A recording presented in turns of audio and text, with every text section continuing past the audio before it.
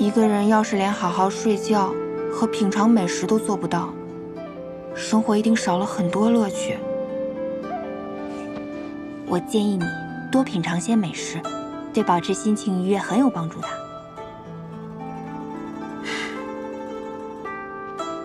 咱们去哪儿啊？原来你是拉我来开小灶的。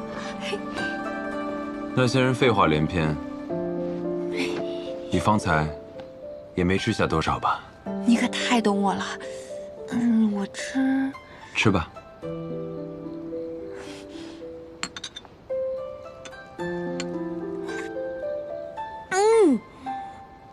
蛋羹口感顺滑，入口即化。这调味，在香菇若有若无的映衬下，更是将鲜美发挥到了极致，简直天上有地上无啊！你这人怎么回事？你面前明明有，非要吃别人的。想吃便吃了。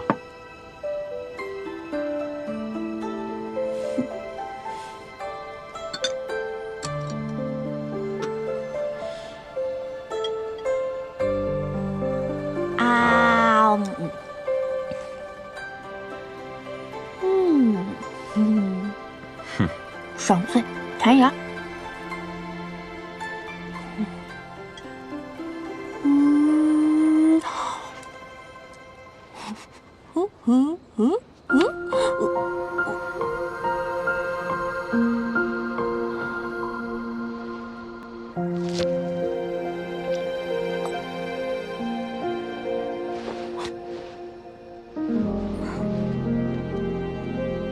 这东西有什么好吃的？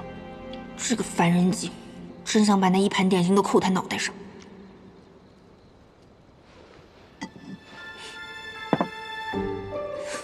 你听到了？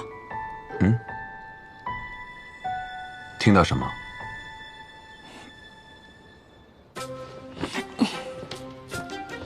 司马娇，你说实话，你是不是能听到我心里在想什么？你说话呀！你是不是能听到我心里在想什么？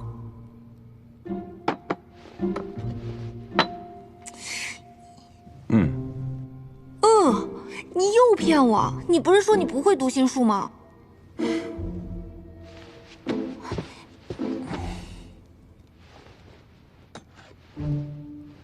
我的确不会读心术，只是近日你心绪不稳的时候，我偶尔能听到你心里在想什么。只对你。这种精准判断就不必了吧？为什么偏偏针对我？能力随着环境的变化而变化，这是修仙界常有的事。你有什么变化吗？不会是因为神敲，所以你不用睁眼之势都能听到我心里话了？这些事，你在陈学府上没听父子讲过吗？廖廷烨啊，廖廷烨，以后还是认真听几堂修真界生理健康课吧。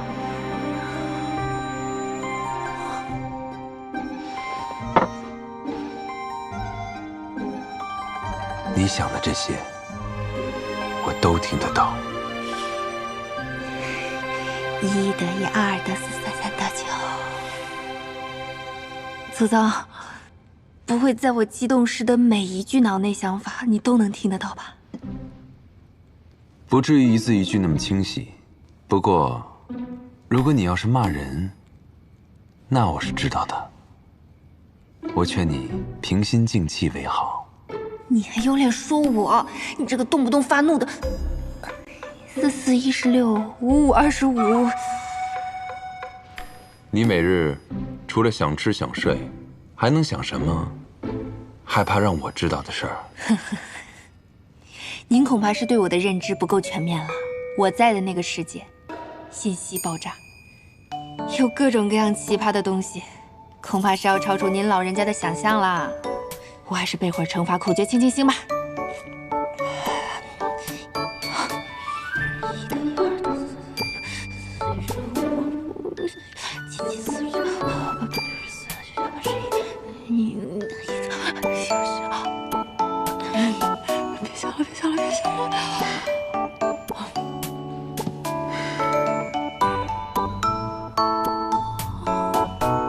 我倒真没见过这样的，不愧是魔域教出来的，让我大开眼界啊！求你别看了。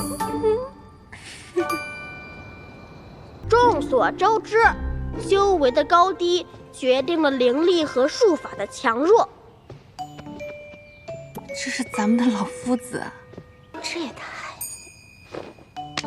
认真听讲。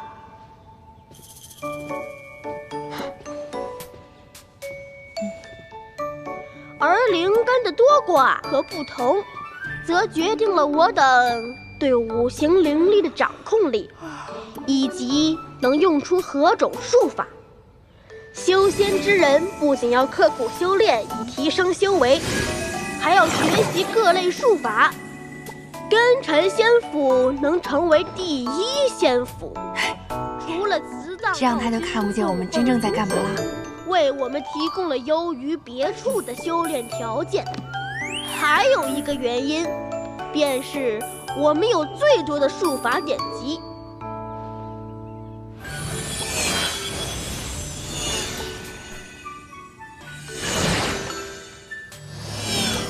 大家也来练一练吧。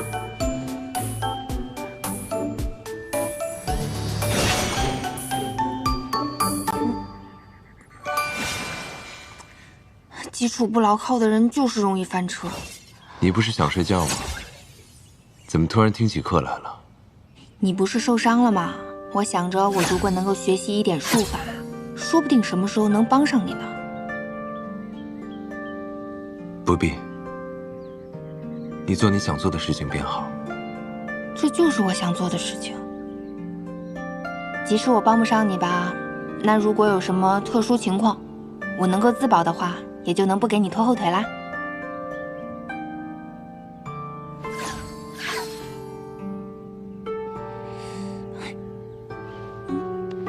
那上面的半吊子能教你什么？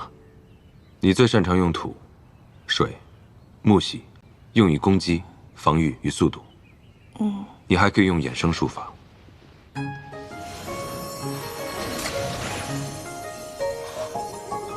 有点酷。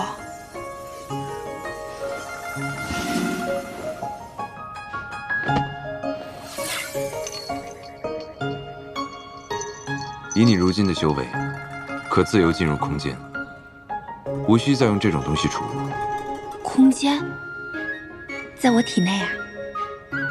空间在你的灵府之内，你若不在其中，无人能够入内。我试着。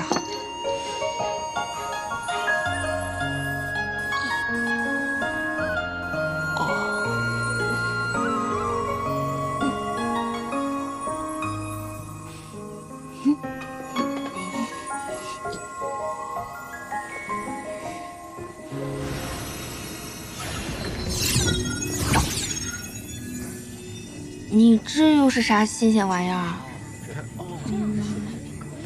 这些都是什么呀？与师室亲近的氏族。你怎么知道这些氏族跟师室亲近呢？凤七阁武斗台的死斗，你忘了？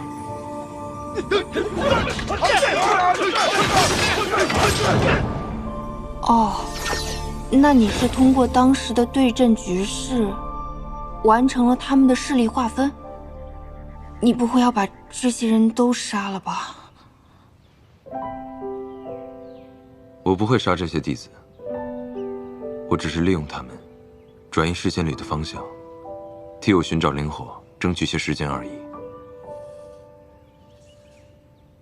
看不出来你这个大魔王竟然开始在乎我们这些小喽啰的生死了。啊，你这就走了？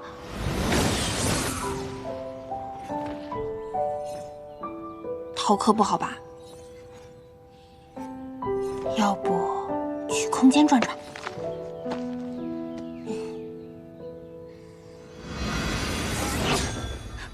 成功了！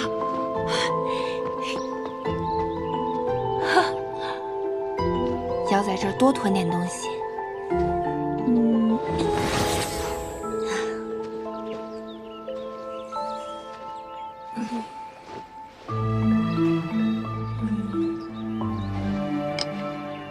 先囤点吃食、生活用品。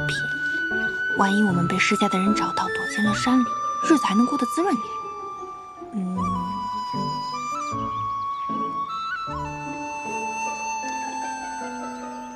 还要备点药物。司马娇那个身体，一受伤半年都好不了，备点伤药，以备不时之需。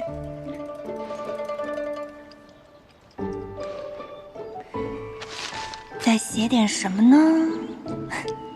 有了。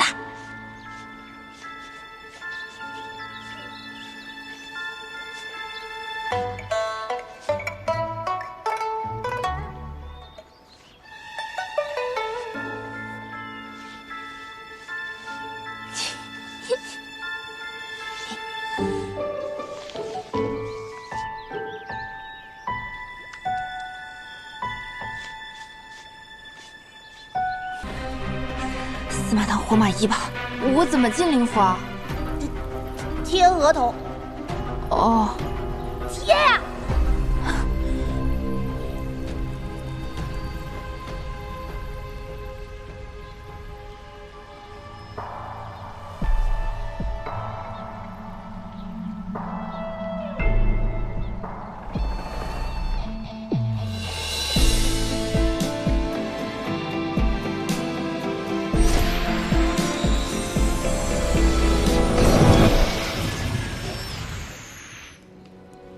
这就是司马娇的灵府了。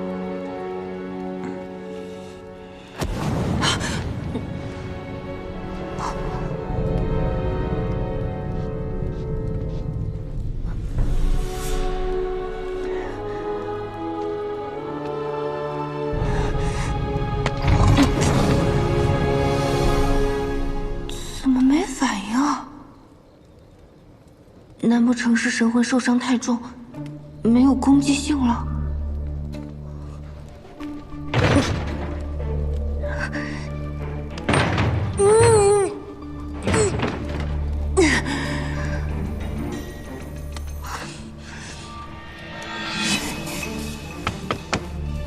师祖，我来救你了，开个门呗。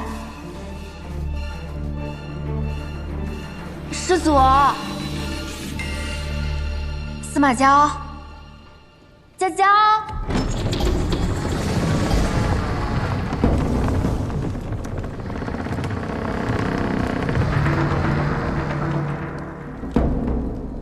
这么容易就开了？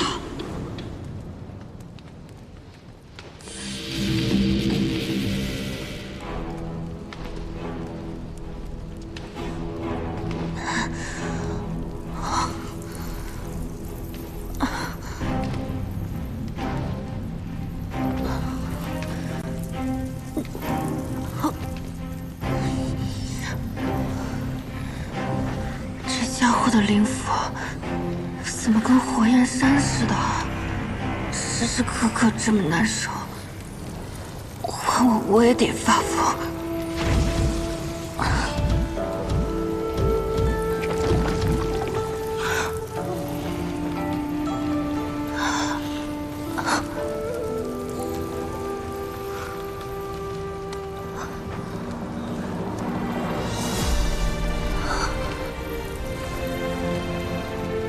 他将永生地活在灵火灼烧的痛苦之中，我不愿意他有这样的一生，不如就此结束凤山一族世代的悲剧。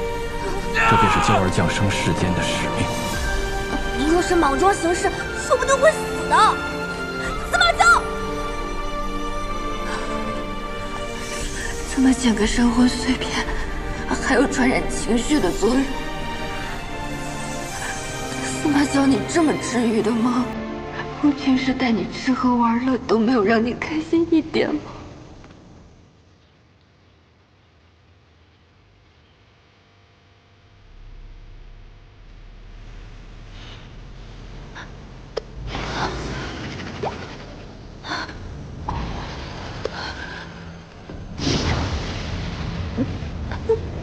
不要，不要！这是神魂内核。如果这个要是碎了，人就会彻底灰飞烟灭。不，天下之下，不要，我怎么才能按住他？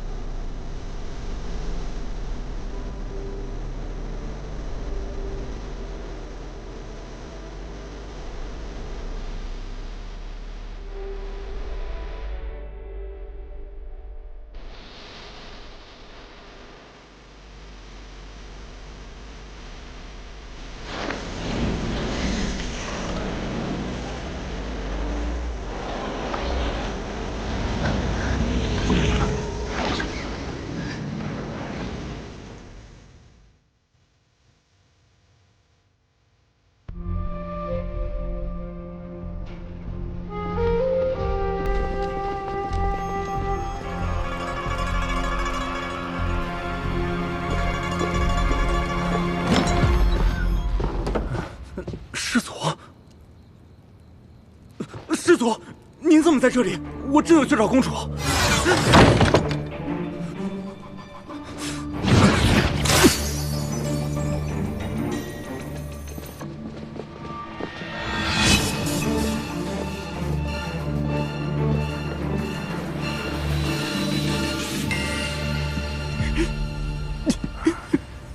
公主，这几日接连有宫中弟子在练功之时走火入魔，变得魔怔痴傻。他们皆是我宫几百年来修为极高，已然修成炼虚的弟子啊！一直炼虚，下一步就是合体。看来司马娇说的没错，这可如何是好？不行，我去找师掌门。你这是干什么？师掌门，师氏世代侍奉师祖，恐怕如今只有你能救我。哎，田公主，你我感情深厚，这个忙我一定要帮的。这样，你且回去等待消息，我即刻便去白鹿崖。谢师掌门。天无涯呢？天无涯他一大早就去寻诗千缕了。天无涯真是诗千缕的一条好狗，诗千缕那个老东西定会来为他求情。那我们要去见诗千缕吗？我才没这兴致和那老东西你来我去的猜哑谜。走吧，我们叫上庭燕一起吧。他一个魔域的奸细，比仙府之人还要正派，又见不得血，碍手碍脚。师祖，其实我也很害怕看到尸体的。你跟了我几百年了，这点障眼法都看不出来吗？障眼法？莫非那些天之宫的弟子，并没有真的走火入魔，而是师祖您为了震慑住天无涯所制造出来的假象？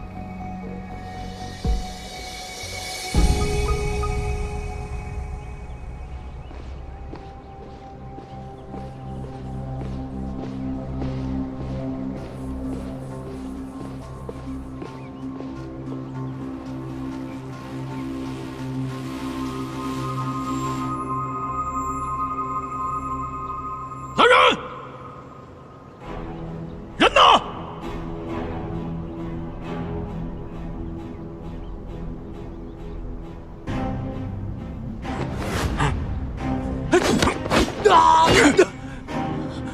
你疯了你！若不是公主你到来白鹿崖灵脉，我们也不会至此颠地。胆敢妄言，还要杀我！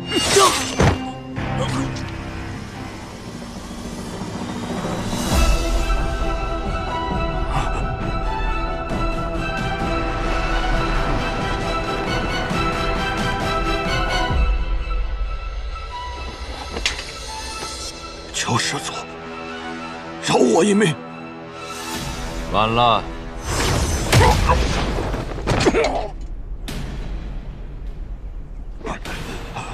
司马娇，你欺人太甚！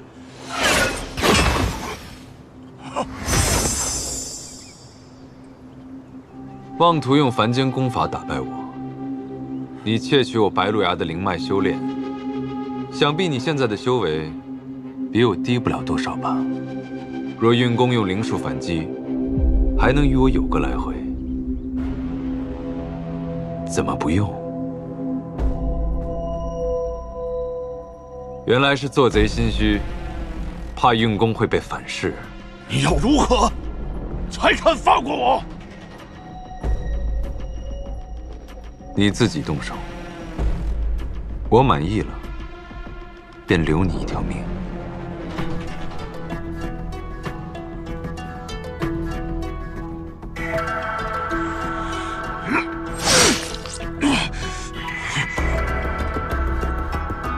我错了，求师祖饶我一命。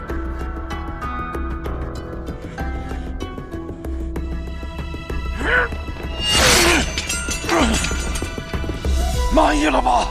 你对自己还真是心慈手软，只可惜白鹿崖的灵脉没有问题。当真？一试便知。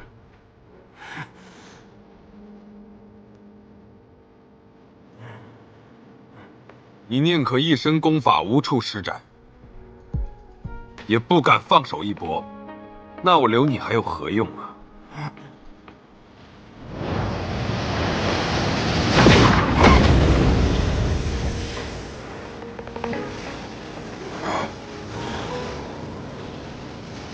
我没事。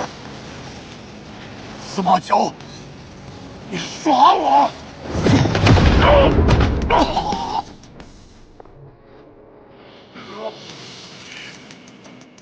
不如在此封印之上再加一道禁制。此禁制沿着他全身经脉，可压制住他，令他无法自强。即使他再痛苦，也不能求死。你可还记得这些？你只是想以彼之道，还之彼身。施主，我没有灵魂护体，受此定刑，只怕会没命啊！我法力强大，便理应受这500年的定刑之苦吗？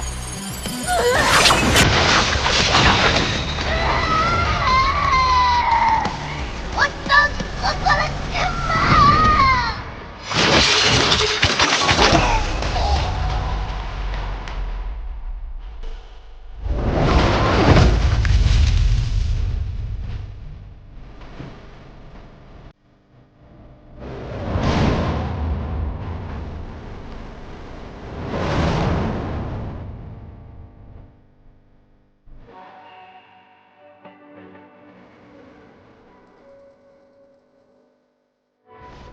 天无涯死了，司马昭，你也太不把我放在眼里了。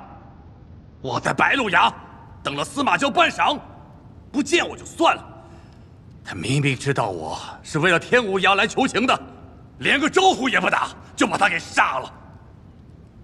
这天无涯向来与我们交好，现如今我们连他的性命都护不住。这要是落在其他公主的眼里，恐怕会怀疑我们平定内乱的能力，怕是日后不会再听您的差遣。此番司马昭对天无涯下手，怕是没那么简单。他这是在敲山震虎啊！难道他察觉了我们的计划？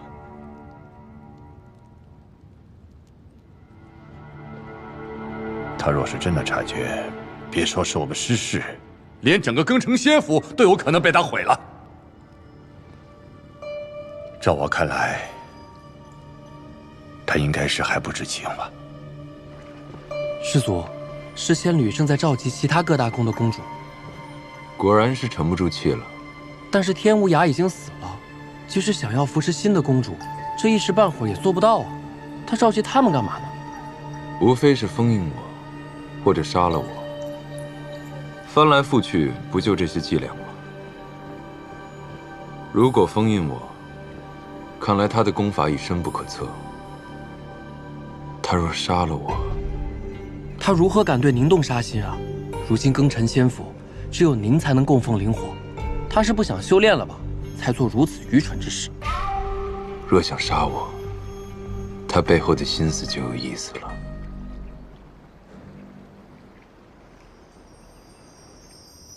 想必天之宫公主的事情，大家都已经听说了。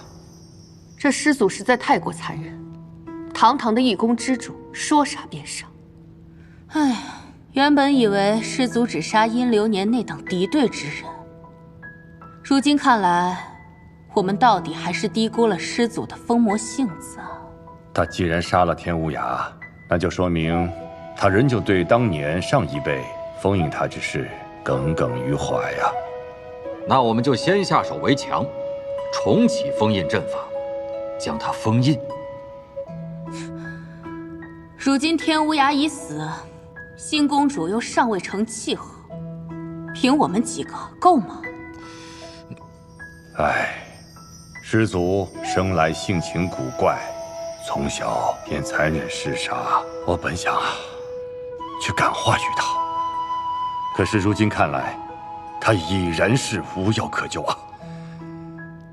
好吧，既是如此，那石某此番也愿意尽绵薄之力。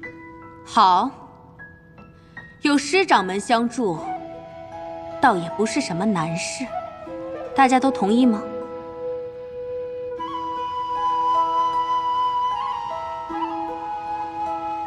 叶公主，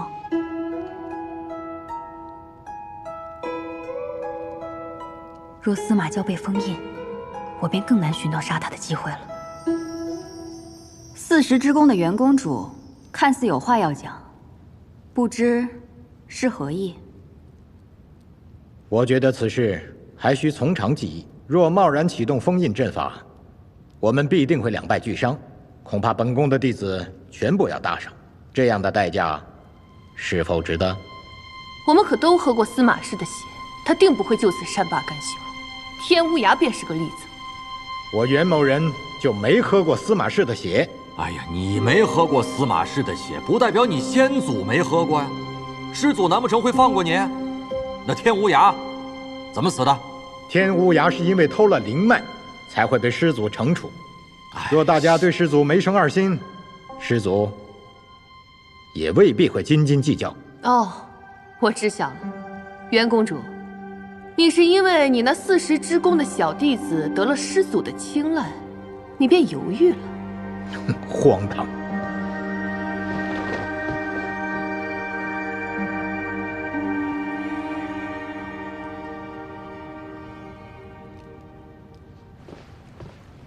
师祖，果然如您所料，诗仙侣已经召集其他公主，在商议要封印您的事。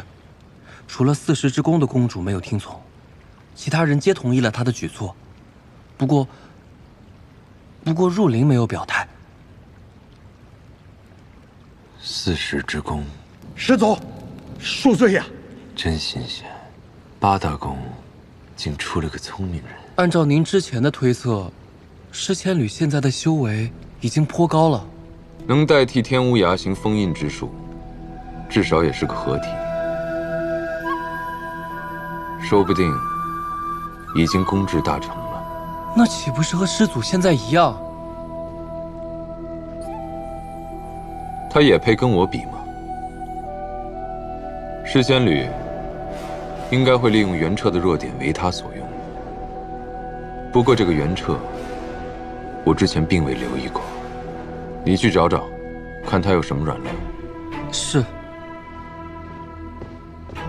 且看我们谁能赢这一步棋了。父亲，这袁彻如此冥顽不灵，定是个贪生怕死之辈。看来得需要用点手段才行啊！你小瞧他了。此前师祖出山，他如同神隐，万分的谨慎小心。现在他攻下那个弟子廖廷彦，深受司马娇的信任，那他更不敢轻易的开罪他了。想要让他反，就得拿住他的七寸了。哎，他是不是有一个儿子？叫袁商啊，之前因为灵根受损而郁郁不得志啊？袁彻为了他呀，可操了不少心啊。等我寻个机会，杀了这袁尚，再推给司马交。你要弄死他？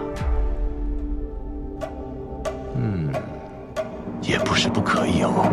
那这两个人是师祖的母亲和父亲。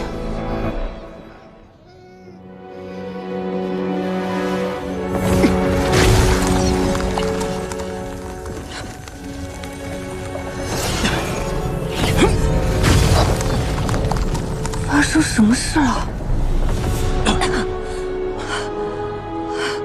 没用的，他们分明是要困住我们司马氏族人。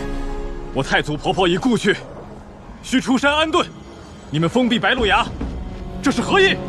稍后我们会派人将太祖娘娘接出山安葬。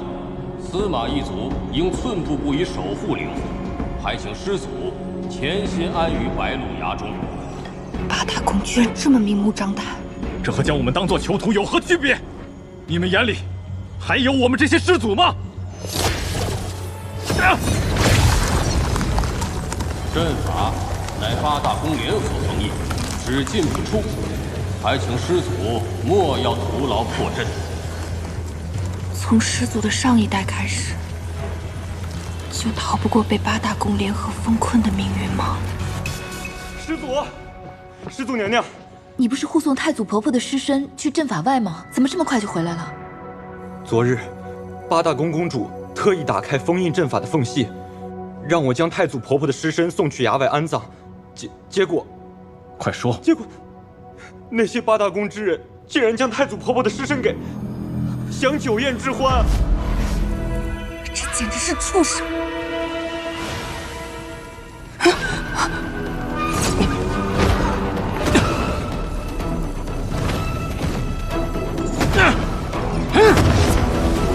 师祖的父亲是疯了吗？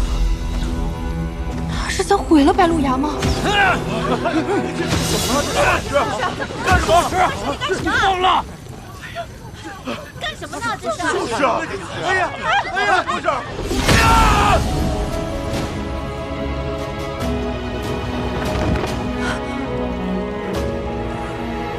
死了。现如今，只有司马鄂与他的儿子是能侍奉灵火的司马氏血脉，这不能让他们也死了。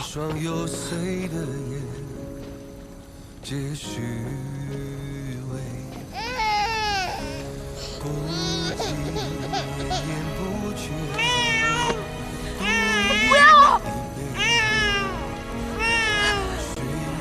如今要尽快让娇儿与灵火相融，这样八大宫的人便不敢对他出手了。若是融合灵火，他将永生的活在灵火灼烧的痛苦之中。我不愿意他有这样的一生，不如就此结束凤山一族世代的悲剧。鄂儿啊，这便是娇儿降生世间的使命。她拥有凤山返祖血脉，至纯而强大，她便是我们司马一族重振的希望。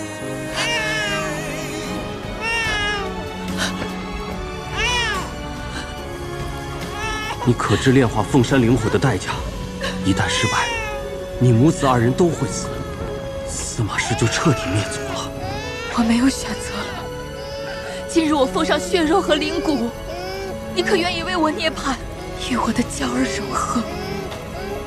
我最不想要的，便是你的性命。罢了，这世间我也看腻了。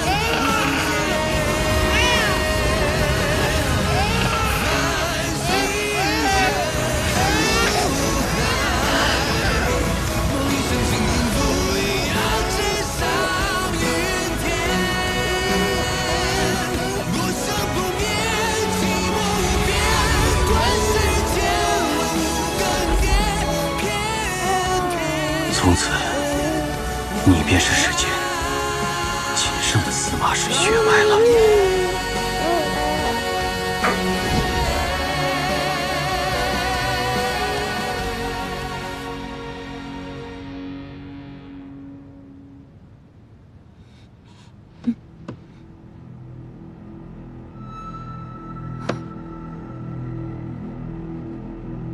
我是被埋了吗？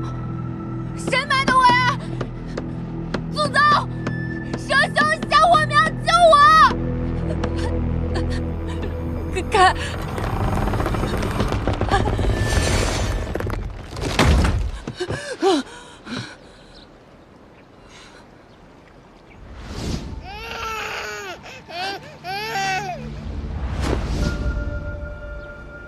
吓成这样，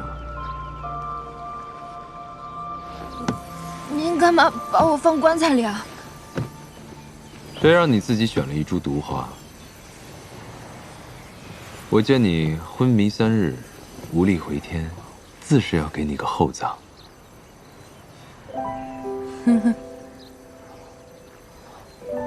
好了，这棺材只是为了吓吓你，毒我已经给你解了。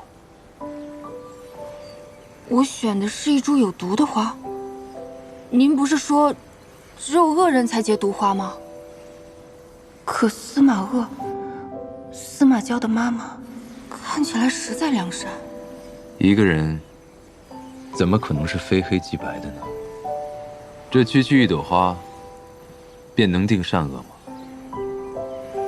那花为何有毒？死前心情平静愉悦，骨珠结灵花；死前痛苦怨恨，结毒花。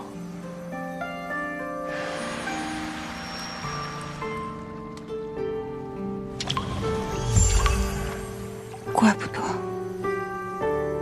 听你的语气，你是看到这花的前身是谁了？他还不知道，我摘下的这朵正是他妈妈骨珠开出来的花。我要告诉他吗？算了，他现在心情不错，我还是不要揭人伤疤了。没想到，师祖的家族竟遭遇过8大宫的联手封困，面对族人全都葬身火海的仇恨，难怪他要反击那些人。不过这花不是无药可解吗？那我怎么又活过来了？不是还有解毒的花吗？哦，原来不是毛与盾，是消消乐呀。那您是怎么辨别这药与毒的？我是司马氏族人，这毒对我天然无效，况且灵火能帮我分辨药与毒。难道您还专门调用了灵火，搞这么大阵仗救我啊？救你还需要灵火？我只需要区别一个甜与苦罢了。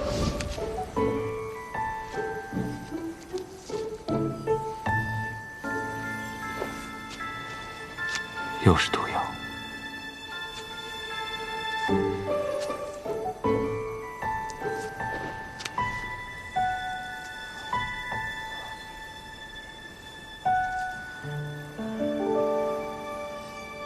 那老板，您还为我做那神农氏，辛辛苦苦便要尝百草。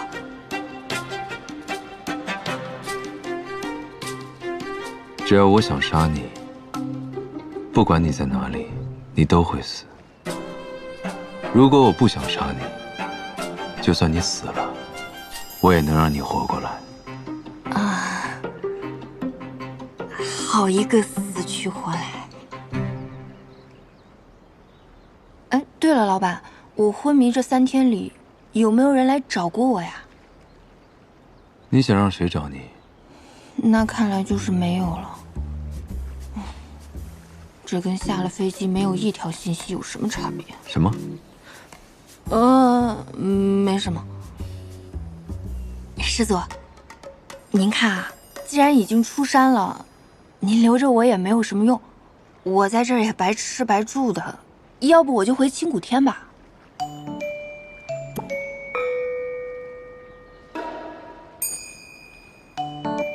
清谷天比得上我这里。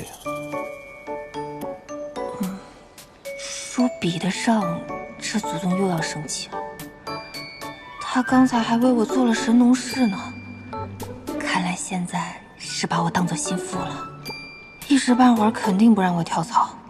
你要是说比得上，我就杀了你。比不上，比不上。那我请个假呢，我想去看看入陵。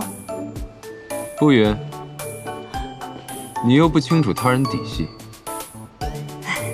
算了，等我找机会，坐着蛇兄偷偷去进入陵。师祖，仙府确实还在延续死斗旧习。今日比试即将开始，8大宫的新宿弟子已经赶至武斗场，师掌门还有8大宫的公主，应该也会赶过来。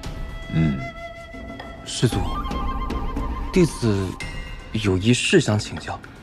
8大宫那些人，这500年来让您受了那么多苦，为什么不在我们出关之日将他们都杀了？万一他们联合起来，要再度封印您，那该如何是好？若是都杀了，庚辰仙府这一大堆烂摊子，难道要由我来管？您可以扶持拥护您的新公主来管理仙府啊。世人皆贪婪，岂会有人真心拥护？那师祖，我们就这样放过他们吗？他们做了那么多坏事，我怎会如此便宜了他们？我要让曾经那些欺辱过我的人，在恐惧中备受煎熬，亲眼看着自己最珍惜之物被摧毁，在经历了绝望的炼狱之后，再让他们死。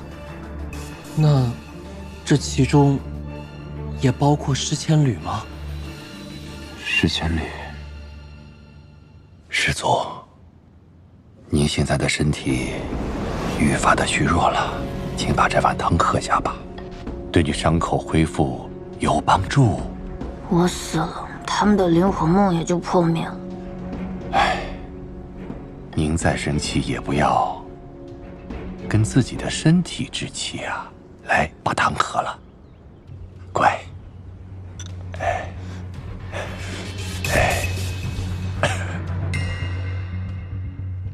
师祖，吃点。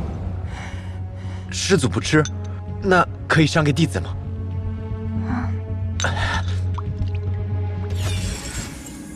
这汤药是什么东西？是司马氏族人的血。为什么要骗我吃这些？施千缕知道这是什么吗？知道，师掌门为的是让你伤口快些恢复，供养红山灵。你们没有一个好东西。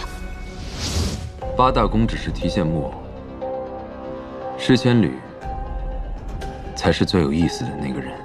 我看那施千缕的修为还不如其他几位公主呢。既然其他公主境界已不受真言之事所控，那我们就从施千缕身上下手好了。无能只是施千缕的伪装而已，她定有防备之计，切勿打草惊蛇。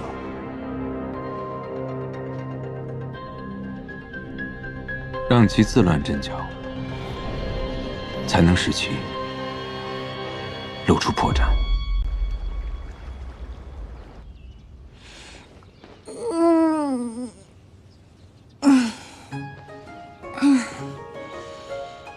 这么舒服的员工宿舍，上哪儿找啊？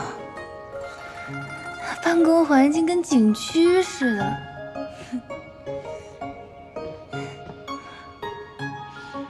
有这等美貌，要是梳个美美的发髻，换个漂亮的衣服就好了。这么贴心的吗？这些都是给我的吗？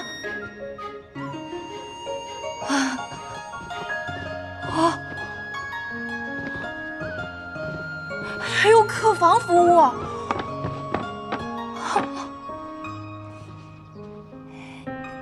这傀儡人不就是机器人吗？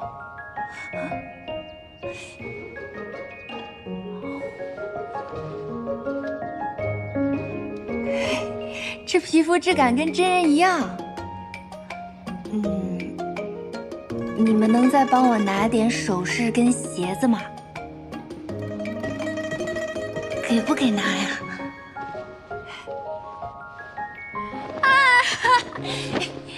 终于明白什么叫快活似神仙啦！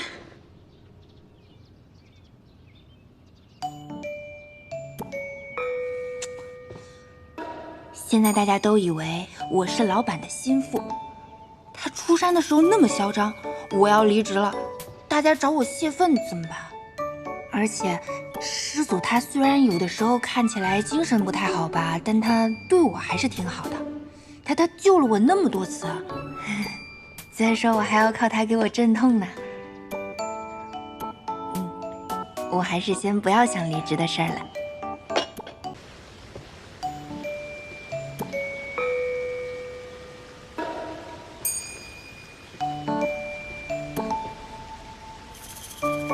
有人吗？嘿，这儿不错哎，地势不高，离中心塔不近，不会有同事来串门。在这儿铺一床厚被子，豪华大床房。哎呀，阳光也这么充足，比我之前租的房子不知道要好多少呢。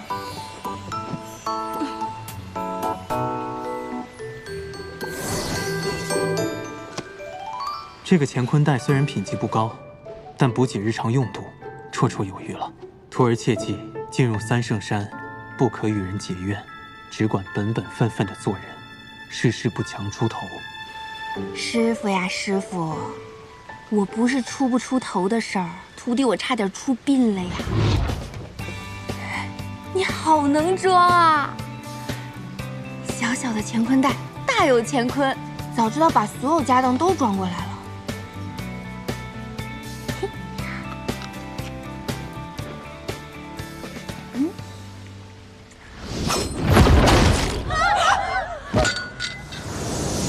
这儿还有个胆子更大的。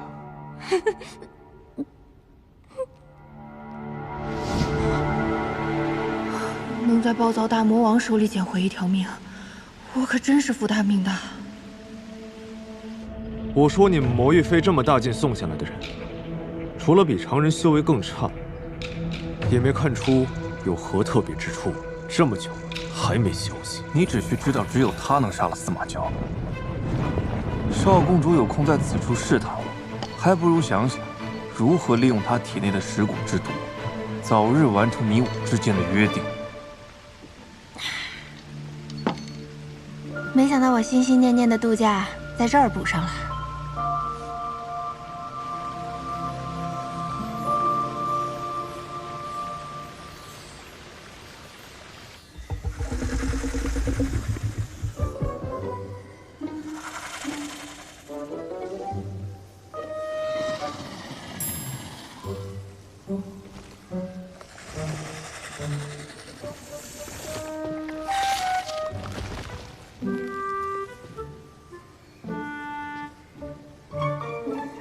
他竟是在睡觉。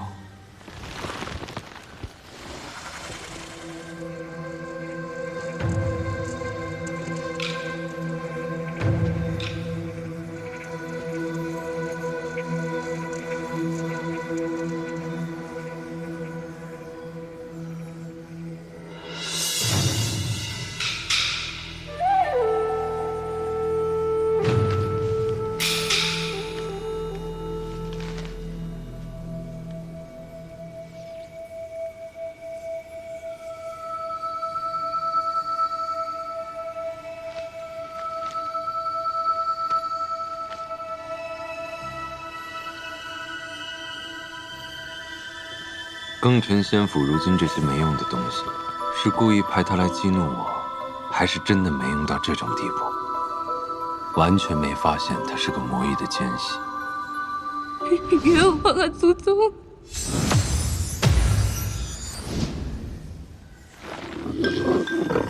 蠢蛇！我怎会因一个区区魔域之人而头疼？分明是我身体里的灵火在作乱。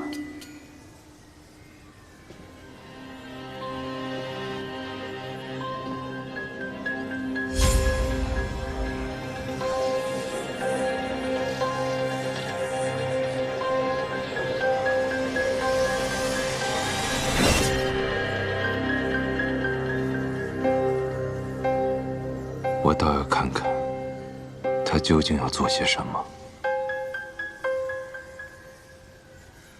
他怎能睡得这么沉？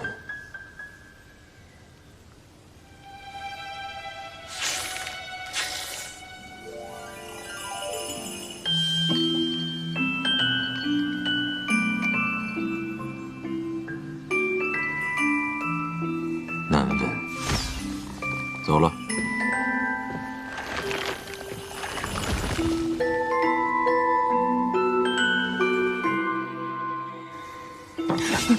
闹钟怎么没响呢？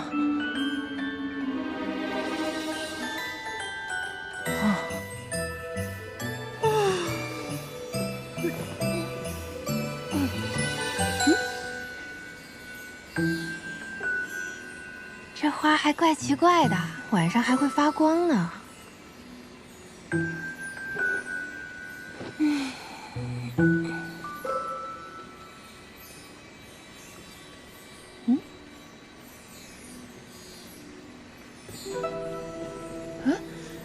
那不是前几天被师祖打飞的妹子吗？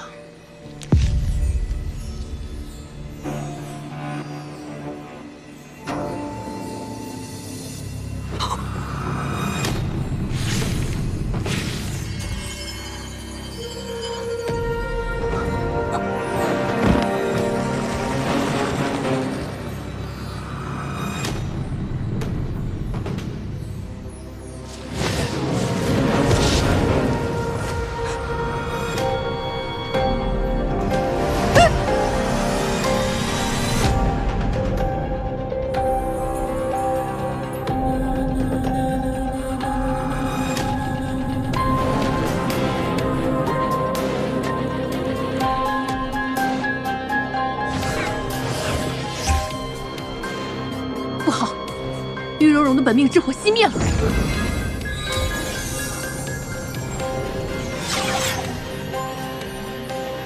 喂！还好，他的魂魄还未散去。公主，我不是嘱咐过你事事小心，怎么这就死了？我死了，我就是看到师祖那里种了好多花，我想摘一朵，然后就到了这里。难道是日月幽潭？月公主，还好，先父弟子都有一次脱生的机会，你还是早点做准备，送他去脱生吧。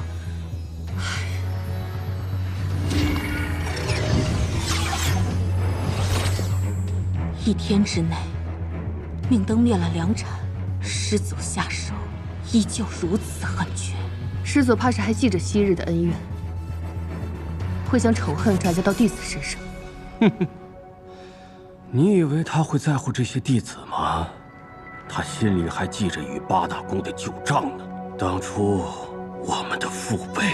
好难受呀，我好难受。师祖，我好难受呀。师祖，师祖，把我身体里的这团火拿出来。师祖，忍一忍，把血放出来就好多了。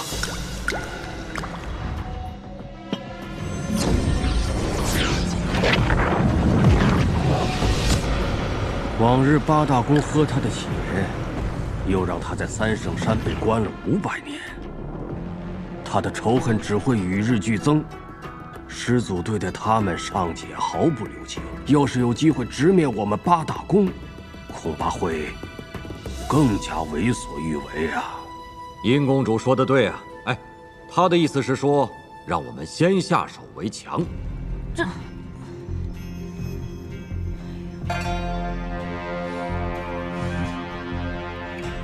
师祖有灵火在身，其实力远超各位。如果此时贸然挑衅师祖，怕是最后也落得一个惨死的下场。如今师祖虽已练出灵火分身，但三圣山封印尚且稳固，师某还恳请各位切勿轻举妄动。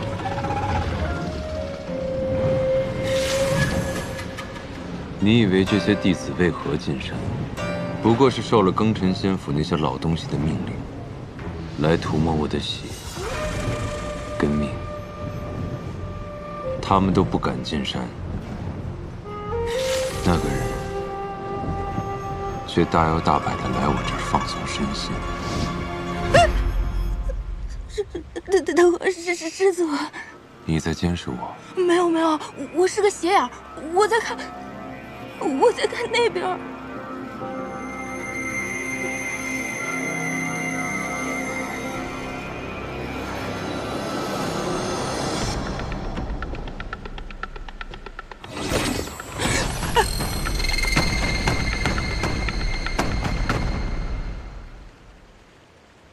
告诉我，你到底是来做什么的？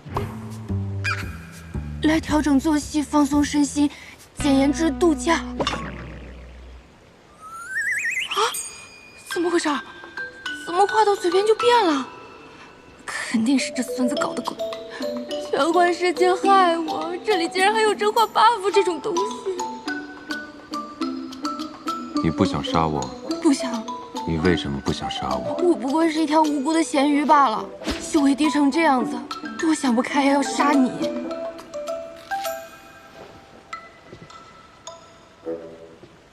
当真如此？不然呢？你是不是有什么被迫害妄想症？脑子有问题啊！我死定了，这个 buff 太害人了。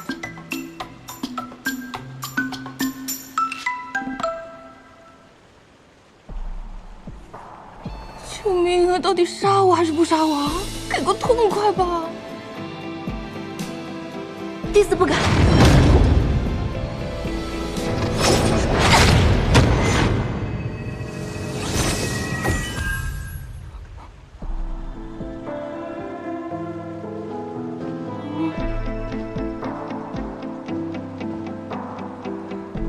这师祖是闭关闭太久，精神出问题了吧？不是。庚辰仙府一开始方向搞错了呀，送什么弟子进来侍奉？我看应该送医生进来给他治脑袋。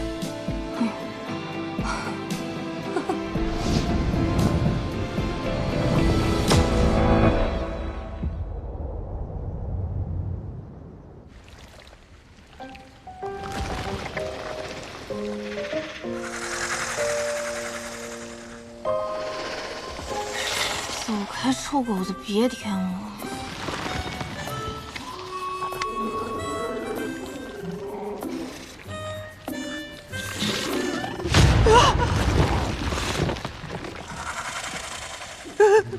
说兄弟，我细胳膊细腿的，你饶了我吧！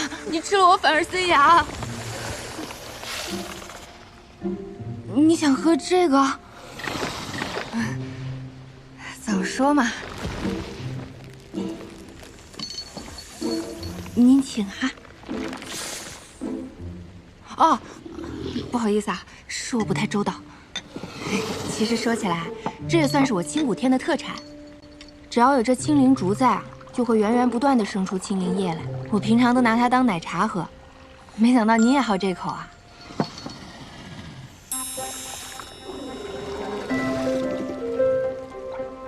这蛇怎么狗里狗气的？能把一条巨蛇养成忠犬，祖宗不愧是祖宗。哎，我这算是又狗了一天。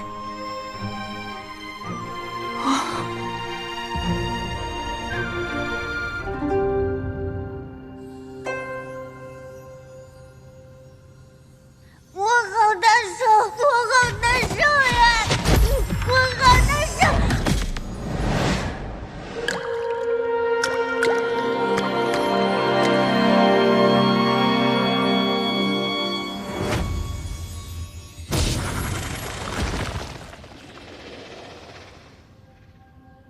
魔异的东西你也敢喝？是嫌活得太久了吗？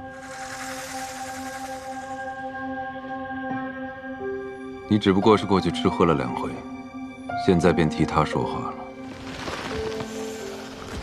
世人皆贪婪，更何况是魔域之人，不是想夺灵火，就是贪图血凝华。他只是比旁人更会作为罢了。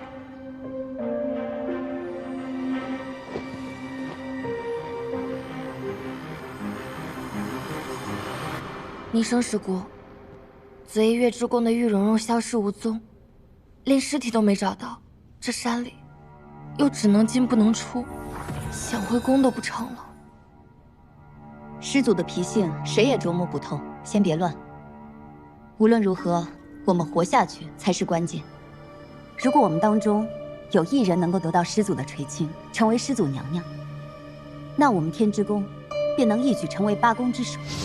司马娇果然如公主所言那般残忍无道，我们必须找出她的弱点，早日杀了她才是。凤山灵火已与司马娇融为一体，如果司马娇死了，灵火也会熄灭。这样一来，整个庚辰仙府就无法生发灵气了。我们如何修道？那血凝花是由灵火吸取司马娇的血长出来的，吃了血凝花和司马娇的血，我们照样能提升修为。你忘了公主说的话了？当年她得罪了司马娇，如若有一天她一个不高兴想要翻旧账，我们都死无葬身之地，还何谈修道？你们叫我来，就是为了商量这件不可能的事情。叶若灵，你别一副事不关己的样子，别忘了，你的族人还在公主手里。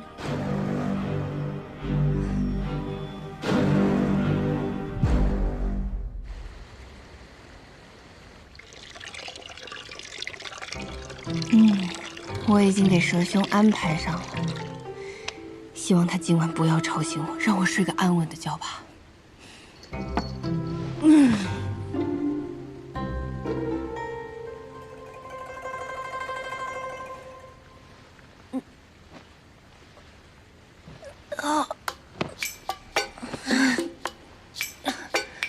这熟悉的感觉怎么回事儿？修仙之人也会痛经吗？太痛了，越来越疼了。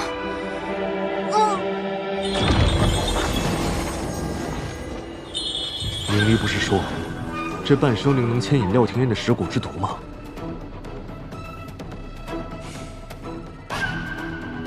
怎么他听到召唤之后，居然毫无反应？这廖廷琰，莫非真的以为攀上了司马娇，就可以摆脱我们的控制了？哼！好，我且看这蚀骨之毒，你还能挺过几回？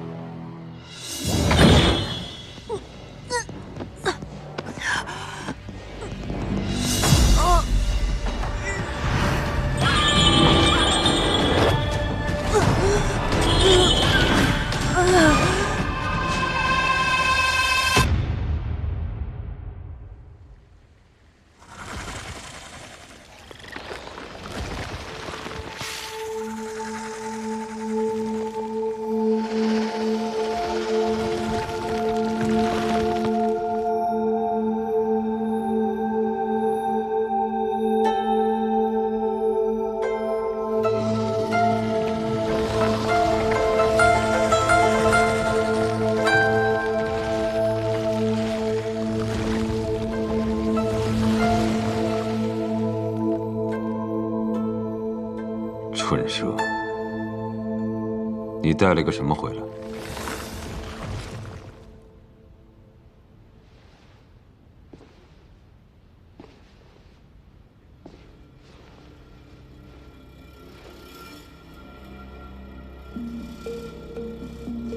他竟然中了魔毒，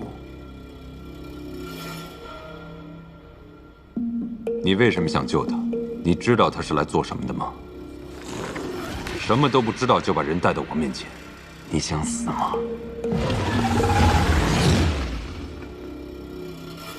这毒不过是魔域用来操控傀儡的小伎俩罢了。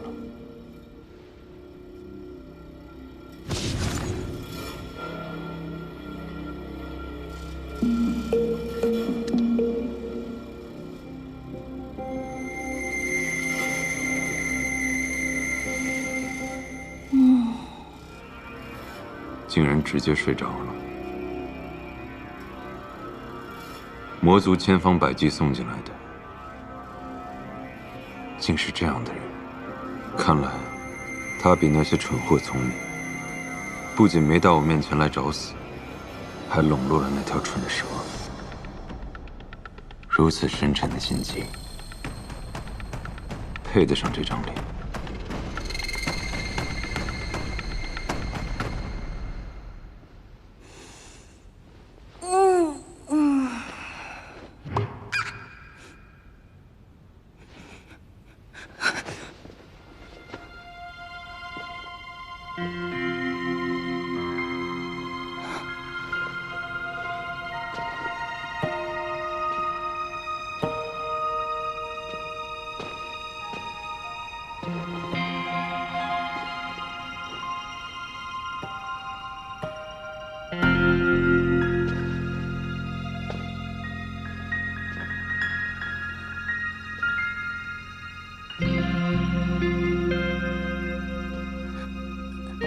师祖，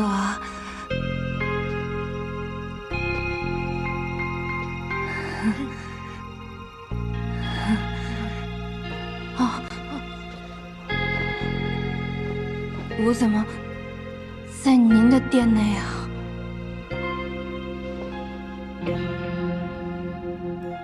演得不错，你竟敢利用那条蠢蛇，把你带到我的中心塔上。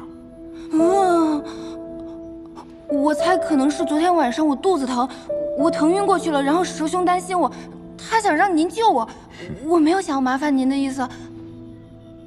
哎，我肚子不疼了。喝了我的血，自然不会疼。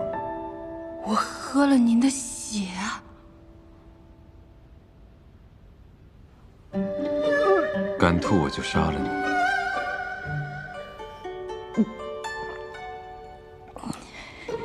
您的血还有止痛功能啊！不仅能止痛，还能增进修为，这世间无人不想要。不用算上我，我不太想要。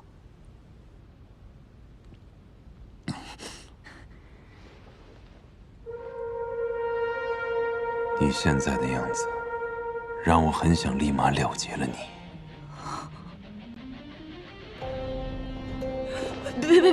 别！我怕脏了您的手，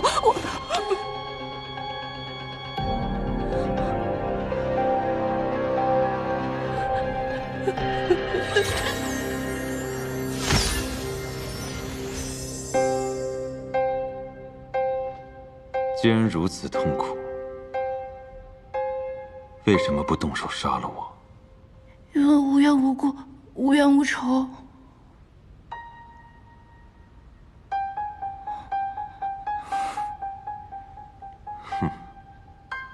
在这世上杀人，不需要冤仇，更不需要缘故。比如现在，无冤无仇，无缘无故，我就是要杀了你，你又能怎样？我不能怎么样，我也打不过你。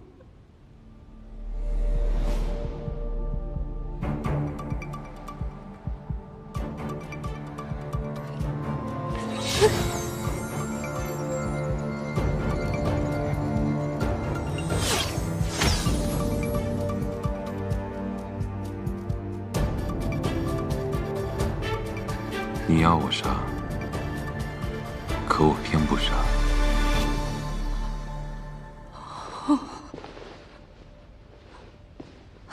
日后换你来伺候。我啊，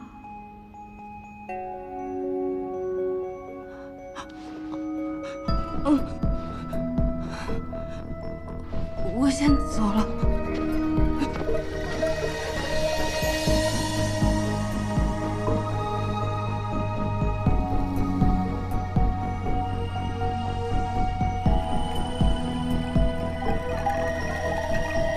无冤无仇，无缘无故，就不想杀我。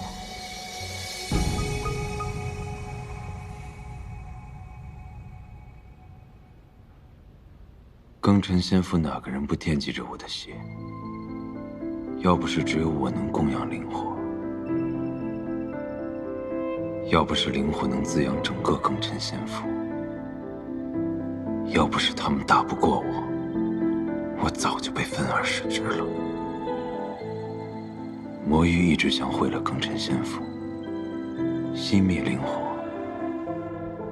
应该杀了我才是。怎么，他不想杀我？今天过得这么惊心动魄，我这晚上肯定又睡不好了。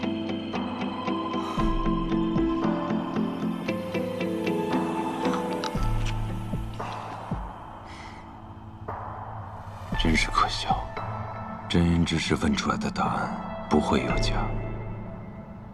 若他真无杀心，或许可以利用他一番。500年，新月夜。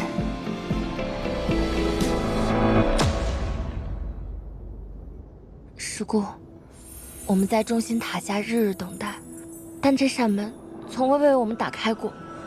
师祖他真的会见我们吗？难道你跟那些人一样浅薄？你要是害怕，你就走吧。不，师姑，我只是不知该怎么面对师祖。公主曾经说过，在这位师祖面前，试图掩藏自己是不可能的。我们只需要拿出最谦卑、最虔诚的姿态，将我们的心思都暴露给他。只要我继续坚持下去，师祖一定会被我触动的。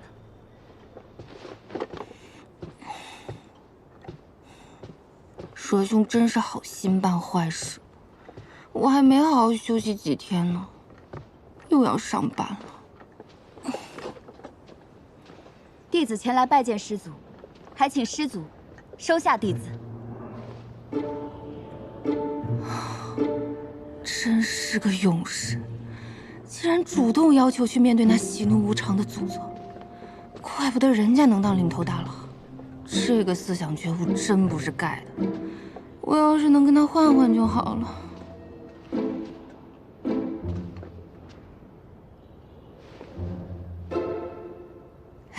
嗨，你竟然还未死！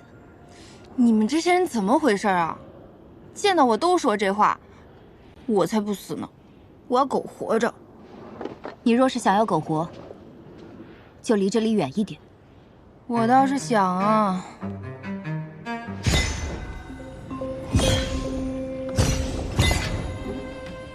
这师祖怎么回事啊？让我来上班也不给我个门禁卡，怎么进去啊？师姑，这小弟子恐怕不了解师祖的脾性，要不要提醒他？何必多管闲事？能在这么近的地方安全待着的，唯有你我二人。此人今日怕是要死在这塔下。师祖，我来上班啦！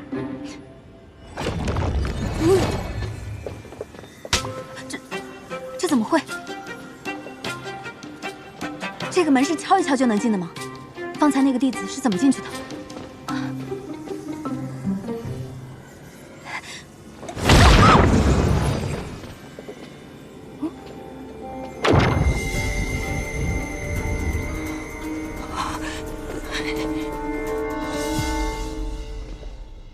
不知道师祖会让我做什么？什么东西？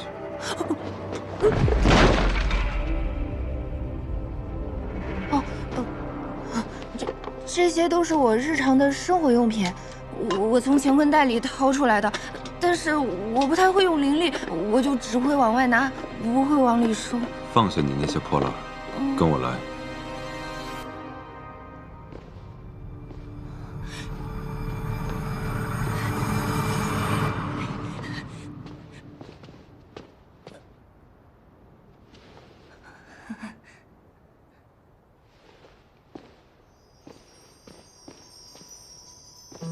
师祖，外面那个人是死了吗？你觉得呢？为什么要杀他呀？比起那些能一眼看透的贪婪，我更讨厌那些已经失去脑子和灵魂的傀儡，连杀他的兴趣都提不起来。那为什么？他太吵了，令我有些厌烦。嫌烦就要动手吗？这祖宗好疯啊！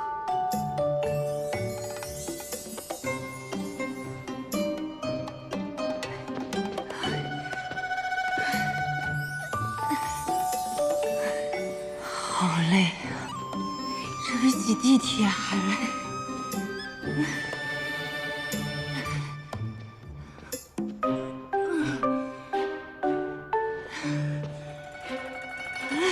走不动了。师祖，弟子斗胆问一句，我们爬这么高，是要干嘛去啊？不做什么。看来这祖宗是闲得太无聊了，就想玩死我。以前上班至少还能做个人，来到休闲世界打工，却只能做领导的玩具了。你先打扫这层。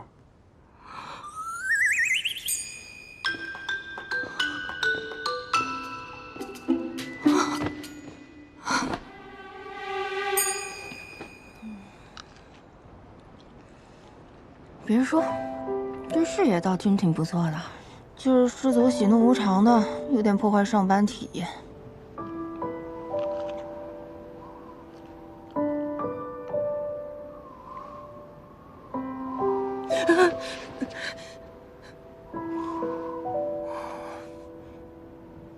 不过，在这高塔里独自闭关500年，性格变扭曲了，也不奇怪。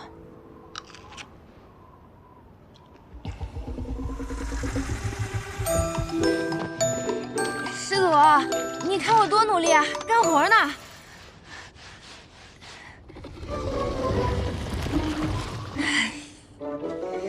师兄，是你呀！我以为老板来查岗呢，吓我一跳。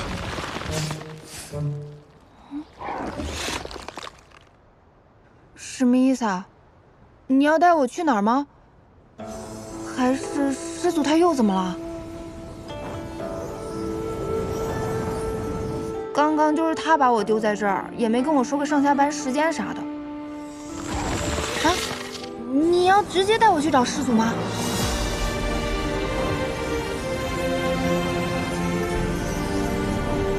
若不把他封印，定会屠灭整个邪府。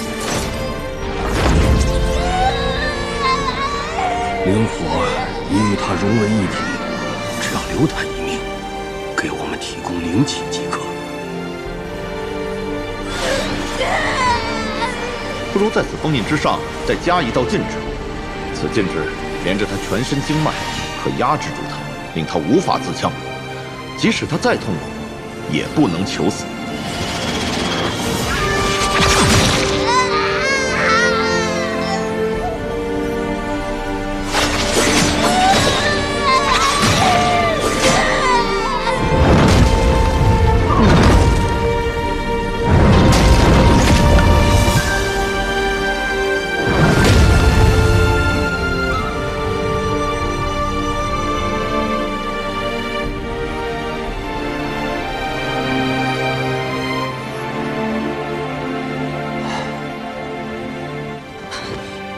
饶命啊！我什么也没干，是您的宠物带我进来的。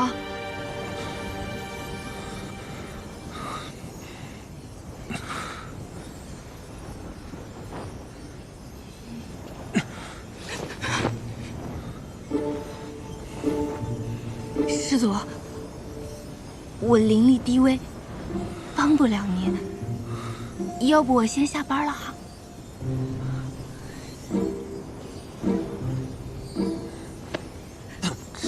到底是什么情况？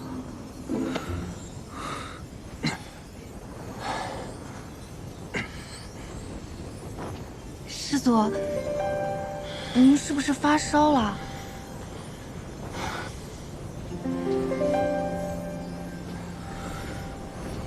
我给您探探。